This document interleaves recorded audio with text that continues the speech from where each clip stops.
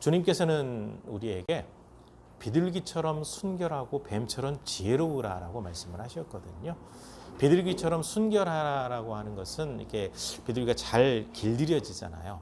순한 어떤 그 형태를 가지고 있기 때문에 구약 시대 때에는 산비둘기나 집비둘기 새끼 2마리로 하나님 앞, 그러니까 새 가운데 이 제물로 선택받은 게 비둘기거든요. 순결한 어떤 동물의 어떤 표본이 되는 새가 되고 있고요.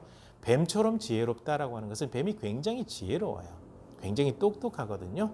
근데 참 희한하게도 이 사탄은 똑똑한 동물이나 똑똑한 사람을 많이 선택하더라고요. 그래서 이 사탄에게 쓰임받을 정도로 굉장히 똑똑한 게 뱀인데 그 지혜를 잘못 사용했기 때문에 그래요. 오늘 이 말씀을 보게 되면 이 바울이 비둘기처럼 순결하면서도 뱀처럼 지혜로운 그런 모습을 우리가 발견할 수가 있거든요. 일단 이 배경적인 모습을 보게 되면 지금 이스라엘이 로마의 식민지입니다. 로마의 식민지면 왕은 있어요. 이 중간기 시대 때, 그러니까 헤롯 가문이 원래는 에돔 족속이거든요. 에돔 족속은 에서의 후손이잖아요. 이게 에돔 족속이 남유다의 왕이 됐던 배경을 보게 되면 이 중간기 시대 때 하스모니안 왕조, 그러니까 유대인들이 다시 정권을 잡아서 한 100년 정도를 통치하던 시대가 있었는데 이때 좀 과격한 정책을 폈어요. 어떤 정책이냐면 이방 민족들을 강제로 개종을 시켜요. 유대인으로 개종을 시킵니다. 이 사람들은 유대인으로 개종을 시킬 때 남자들은 할례를 반드시 행하도록 해요. 그렇게 해서 이제 그 구약의 말씀을 보게 되면 이방인이라도 할례를 받게 되면 하나님의 백성으로 인정을 받거든요. 그런 식으로 진행이 돼가지고 이 에돔 족속들을 정복해가지고 강제로 할례를 행해가지고 유대인들을 만들어 버리거든요. 그 중에 정치력이 뛰어난 사람이 누구냐면 헤롯인데 이 헤롯 가문이 하스모니아 왕조를 로마에게 넘겨주면서 정권을 잡게 돼요. 그래서 신약 시대에 오게 되면 헤롯 가문이 이제 헤롯 왕조가 있잖아요. 헤롯 왕조가 있는데 로마의 통치가 강력해지면서 허스와비 왕으로만 남아요. 그러니까 왕으로 남아 있고 로마에서 총독이 보내지잖아요. 우리나라도 일제시대 때 왕은 있었지만 총독이 왔었잖아요. 똑같아요. 식민지가 되면 이렇게 불행합니다. 그래서 벨릭스라고 하는 총독이 먼저 있었습니다. 이때 이제 바울이 예루살렘에 오순절 돼서 왔다가 체포됐죠. 모함을 받아서 체포가 됐습니다. 그러고 난 다음에 베스더라고 하는 사람이 그 후임으로 총독으로 이제 다시 오게 되니까 벨릭스는 이제 물려주고 떠나고 베스도가 총독이 되는 바로 그런 상황입니다. 이런 상황일 때 지금 이제 지도를 펼쳐놓지 않았기 때문에 조금 위치를 좀 정리할 필요가 있을 것 같은데요. 지금 가이사랴라는 데가 나오고 예루살렘이라는 데가 나오거든요. 이 가이사랴는 어디냐면 원래 이게 해안가 사람들이 별로 살지 않았던 지역인데 헤롯이 누가복음에 혹시 아구스도라고 하는 사람이 기억나는지 모르겠습니다. 아구스도가 왕이 되었을 때 천하에 호적하라고 했던 그 일이 나오거든요. 이게 이제 누구냐면 처음 초대 황제 가이사라고 할 때 이제 케사르 로마의 황제거든요. 황제인데 아구스도라고 하는 사람 누구냐면 옥타비아누스라고 혹시 들어보셨는지 모르겠는데 옥타비아누스를 누가는 아구스도라고 이렇게 기록을 했거든요. 그러니까 이제 헤롯이 옥타비아누스에게 이렇게 붙어가지고 정권을 이렇게 잡고 유지를 해나가요. 그럴 때 아부하기 위해서 해안가 지역을 개발해가지고 도시를 만들어요. 도시를 만들어가지고 여기는 가이사의 성이라는 뜻으로 가이사랴. 그래서 여기는 지중해 가까운 곳에 있습니다.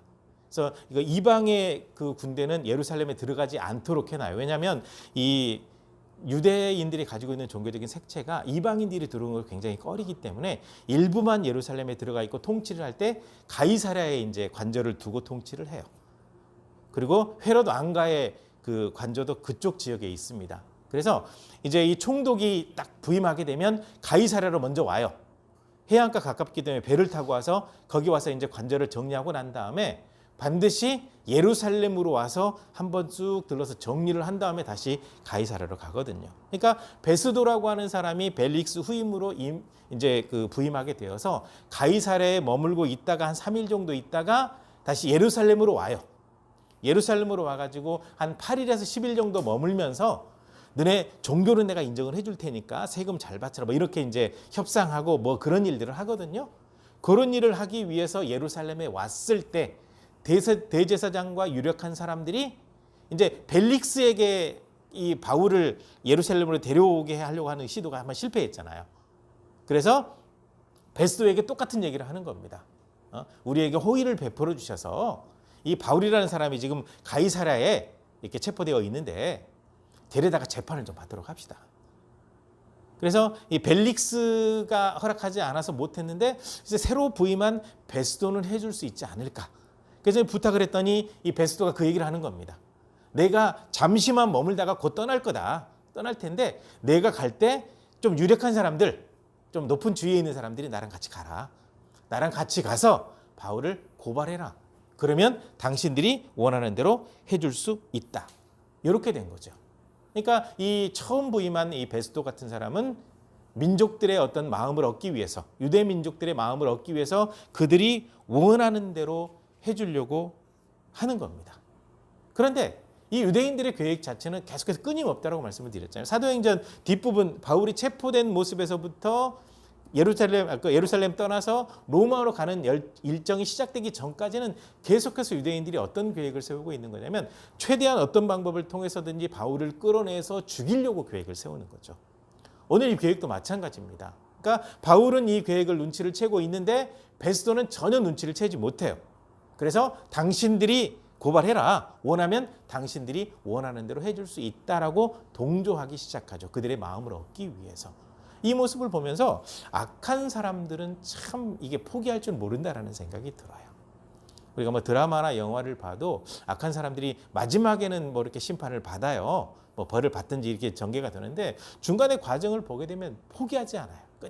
끊임없이 마치 좀비처럼 계속해서 누군가를 보내가지고 죽이려고 하는데 이걸 보면서 사실 좀비라는 존재가 나중에 만들어질지는 잘 모르겠지만요.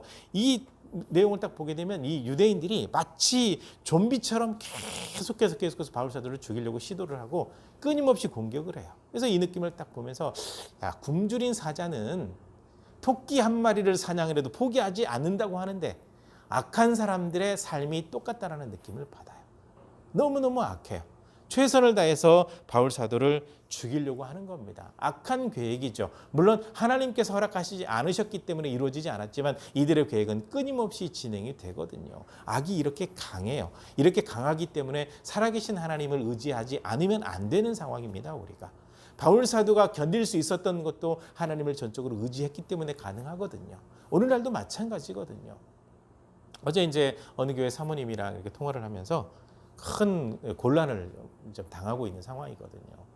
장로 3사람이 이게 정치권에, 그러니까 이게 교회 정치하는 사람들이 참 악해요. 신앙은 잃어버리고 정치만 남거든요. 정치권은 이렇게 좀 돌아다니는 장로 3사람이 이 담임 목사 지금 내쫓으려고 수많은 악을 행하는 거예요. 뒤에서 엄청나게 악을 행하는 거예요. 당회에서 얼마나 많이 괴롭혔는지 목사님이 제가 사임하겠습니다라고 선언하니까 그거 공식화 시키려고 막 이렇게 바람 잡고 다니는데 나중에 어떤 일이 벌어지냐면 은퇴하신 장로님들, 권사님들, 안수집사님들이 들고 일어나가지고 당신들 뭐 하는 짓이냐 지금 목사님한테. 그래가지고 오히려 지금 전세가 역정됐다는 얘기를 들었는데 악한 사람들의 계획은요 참 너무 치밀하면서도 잔인하게 진행이 돼요. 그런데 하나님께서 허락하지 않으시면 아무 일도 되지 않는다라는 거죠. 베스도가 왔어요. 새로운 총독이 부임하니까 이 사람의 마음을 움직여가지고 바울 사도를 죽이려고 이 계획을 진행하는 겁니다. 그래서 이제 예루살렘에 머물다가 가이사랴로 갈 때 따라가요.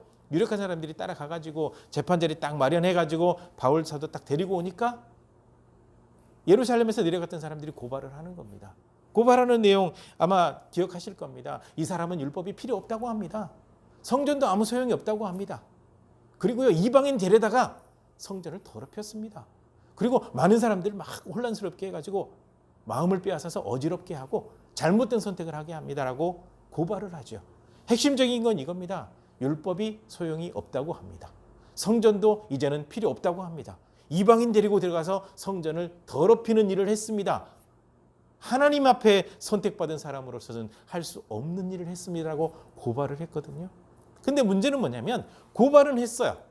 고발은 했는데 증거가 없습니다. 그러니까 아니면 말고예요. 아니면 말고. 지금 어느 당에서 그 일을 하고 있잖아요. 계속 얘기를 하는데 도대체 근거도 없어요. 뭔가 만들어 놓고 얘기하다가 아니면 말고. 근데 똑같아요. 여기에서도 유대인들도 아니면 말고 어떻게 해서든지 바울만 죽이면 되지 뭐. 우리의 목적은 바울을 죽이는 거지 증거 필요 없다. 만들어내면 된다. 그런 상황이 된 거죠. 그래서 베스도 앞에서 바울 사도에 대해서 고발은 했지만 아무런 증거도 되지 못하는 상황인데 계속 그렇게 전개가 되고 있다는 거죠. 증거가 필요 없어요. 악한 사람들에게는 증거가 필요가 없습니다. 그들의 목적을 이루면 될 뿐이라는 거죠. 이런 악한 상황 속에 우리가 지금 살고 있습니다. 그런데 순진하고 미련하게 되면 여기에 딱 넘어가기 쉽죠. 베스도라고 하는 사람은요, 굉장히 착각에 빠져 있습니다. 바울 사도는 무죄를 주장하고 있지만 이 베스도는요, 뭐라고 얘기했냐면 어쨌거나 이제 재판자를 형식적으로 만들었잖아요. 예루살렘에 온 사람들이 고발을 했잖아요. 증거는 없잖아요. 그런데 이 베스도는 야, 이번 기회에 유대인들의 마음을 얻으면 내가 통치하는 데 좀 편안하겠다. 그런 생각이 들어서 바울 사도에게 뭐라고 얘기했냐면 야, 너 지금 이렇게 유대인들이 고발하고 있는데 어차피 너네 종교에 관한 문제니까 나랑 같이 예루살렘으로 가서 재판 받을래? 라고 제안을 한 거죠. 그러니까 예루살렘에 방문했을 때 그때 대제사장들과 유력한 사람들이 바울을 데려다가 예루살렘에서 재판을 받게 해주시면 안 될까요? 라고 얘기했을 때 새로 부임한 총독은 미련하기 때문에 분별을 못하기 때문에 유대인들이 바울을 죽이려고 계획했다는 사실은 전혀 눈치채지 못하고 그냥 그저 재판을 해서 옳고 그름을 분별해 주게 되면 내가 좀 인기 좀 얻을 수 있겠다라고 생각한 거예요. 뭔가 명예라든지 뭔가 이속을 차리려고 하게 되면 이런 상황에 휘말리기 딱 쉽습니다. 베스도가 거기에 빠진 거예요, 지금. 유대인들의 악랄한 계획은 알아채지 못하고 그들의 편이 되어서 바울 사도를 내주려고 하는 거죠. 그래서 바울 사도가 그런 표현을 한 겁니다.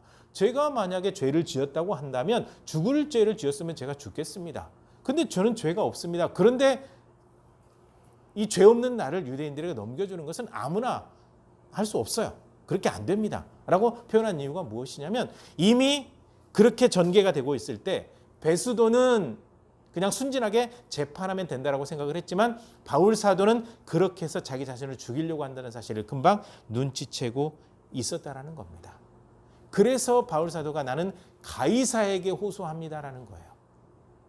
가이사에게 재판을 받겠습니다. 그 상소라는 단어를 쓰고 있죠. 상소. 우리나라 같은 경우도 옛날 조선시대 같은 경우 억울한 일이 있으면 상소문을 내잖아요. 왕에게 상소하잖아요. 그러니까 하급 관리에게 재판을 받았는데 뭔가 좀 불합리한 게 있어요. 그러니까 차라리 아주 높은 지위에 있는 왕이나 관리에게 재판을 받겠다라고 하는 것이 상소거든요.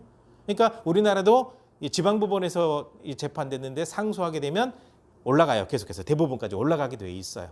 그래서 이 바울 사도가 지금 이 지역에서 전개되는 걸 보니까 이 전혀 공명정대한 재판은 되지 않을 것 같고 오히려 유대인들의 계획만 이루어질 것 같다.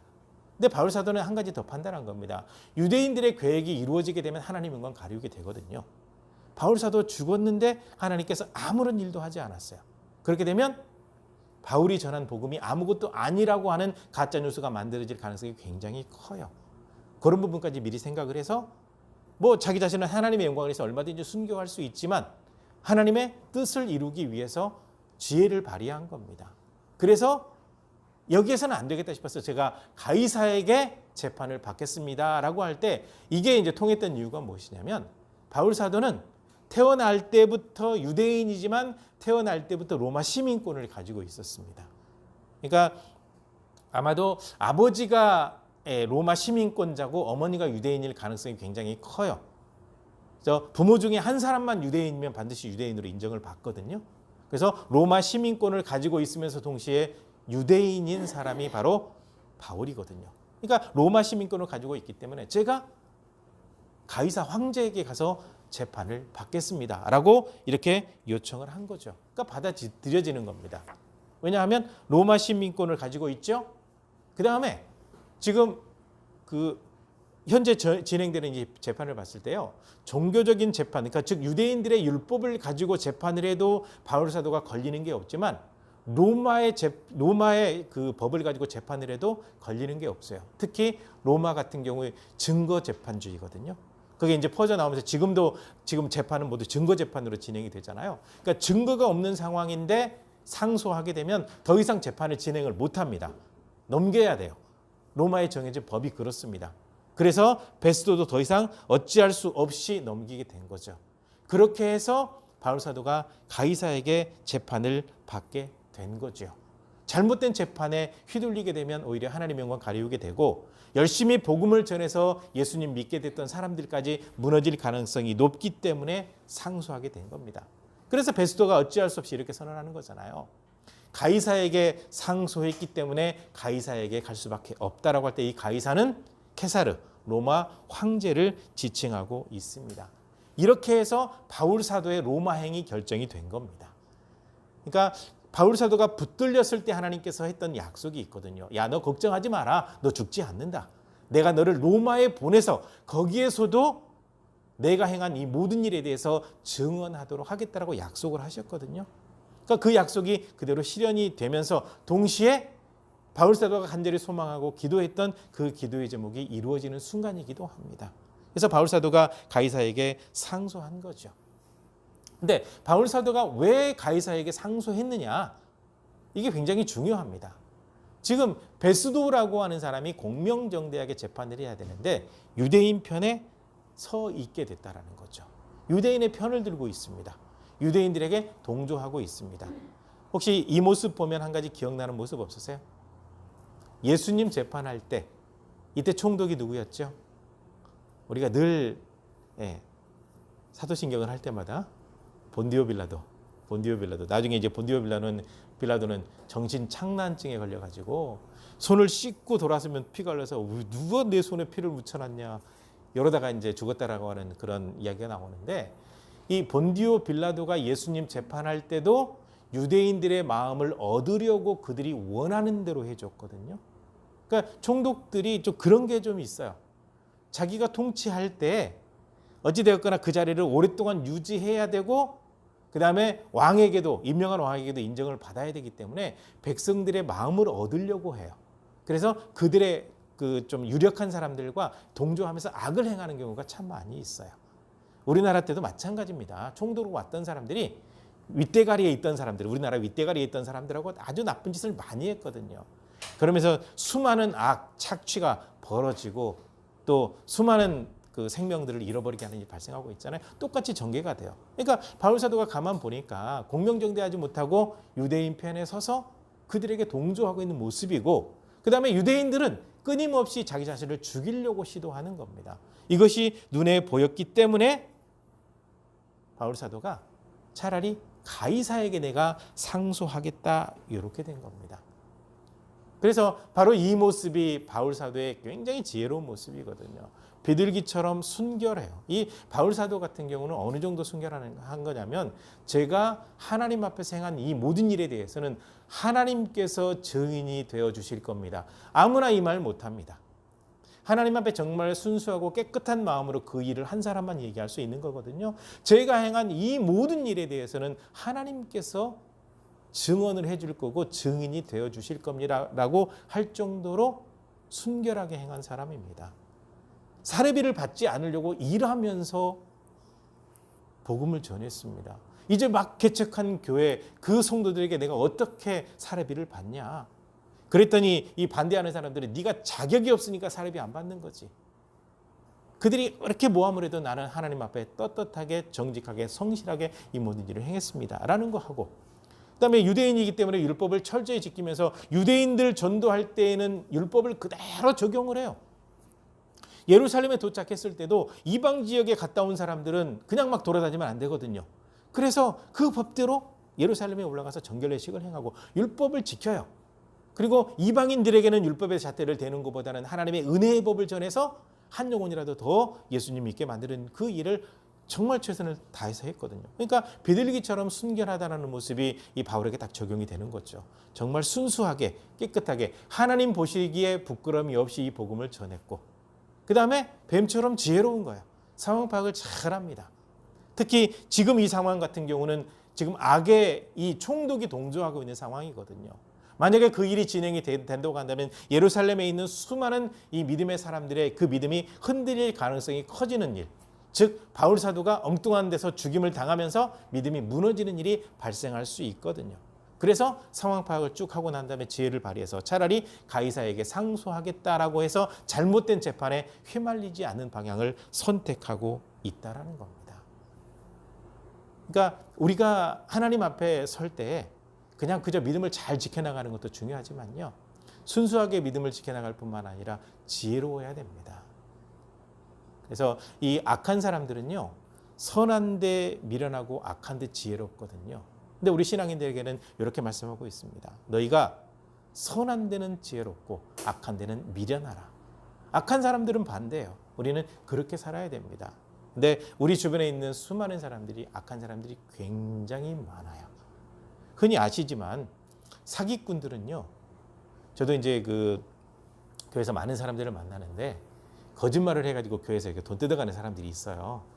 만나보면 사기꾼같이 진짜 안 생겼어요. 말 그대로 진짜 불쌍하게 생기기도 했고 말을 들어보면 정말 처절한 인생 산 것 같은데 모순이 좀 있긴 하거든요. 근데 사기를 치는 사람이 대부분이 사기꾼처럼 안 생겼고 굉장히 평범한 사람처럼 생겼어요. 그러니까 속고 넘어가기 굉장히 쉽거든요. 그러다 보니까 그거를 악용하는 사람들이 굉장히 많아요. 지혜롭지 못하면 어렵습니다. 특히 영적인 부분의 사기꾼들이 이단들이거든요. 이단들이 가장에 올 때 굉장히 많은 방법입니다. 제가 언제 한번 말씀드린 적이 있는지 모르겠는데요. 신천지 그 교육하는 영상을 이렇게 입수해서 한번 본 적이 있었는데 이렇게 얘기를 하더라고요. 여러분 주변에 개척교회가 있을 겁니다. 여러분 이제 신천지 그 교육하는 사람이 얘기해요. 여러분 중에 신학교 다니다 온 사람 있죠? 개척교회 전도사 필요해요. 무료 봉사하세요. 그래서 들어가세요. 구역장 하다 오신 분들이 있죠? 가서 열심히 하다가 구역장 되세요. 장로 하시다가 오신 분들이 있죠?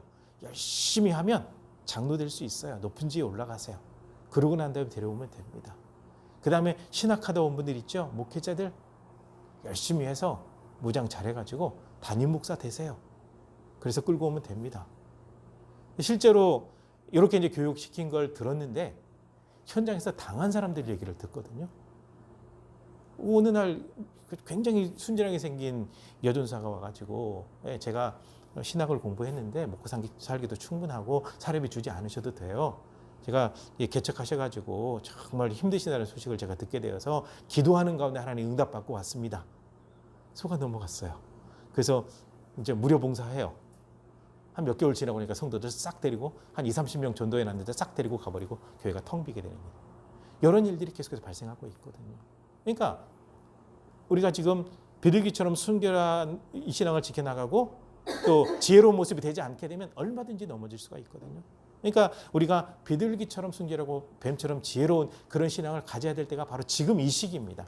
굉장히 중요합니다. 그러니까 바울 사도가 오늘 이 사건을 접할 때 순결하게 지혜롭게 행했던 것처럼 우리도 하나님 앞에 기도하는 가운데 순결하게 지혜롭게 행하는 것이 굉장히 중요합니다. 왜냐하면 사탄의 색들은 끊임없이 우리를 넘어뜨리려고 공격해 오고 있기 때문에 그렇습니다. 그래서 하나님 앞에 늘 영적으로 깨어있는 거 참 중요합니다. 그런데 더더욱 중요한 것은요. 하나님의 지혜를 얻어야 돼요. 말씀을 통해서 지혜를 얻어야 되고 성령을 통해서 지혜를 얻어야 돼요. 그래야 분별할 수가 있습니다. 그렇지 않으면 참 큰 어려움에 빠져들기 쉽거든요. 그래서 지혜를 발휘해서 가이사에게 상소해서 잘못된 그들 논리에 빠져들지 않았던 이 바울처럼 지혜롭게 그리고 하나님의 뜻 가운데 거하는 이 모든 삶을 통해서 악한 세력들의 속임수에 넘어가지 않고 하나님의 은혜 가운데 살아갈 수 있는 그 모습이 될 수 있도록 우리의 모든 삶을 지켜나갈 수 있으면 좋겠고요. 하나님이 주신 지혜로 모든 걸 잘 분별해서 분별력 있는 그런 모습을 통해서 실패하지는 하는 인생이 아니라 하나님 앞에서 모든 일을 잘 이루어가고 성공할 수 있는 그런 모습이 되시기를 주님의 이름으로 간절히 부탁을 드립니다. 기도하시겠습니다.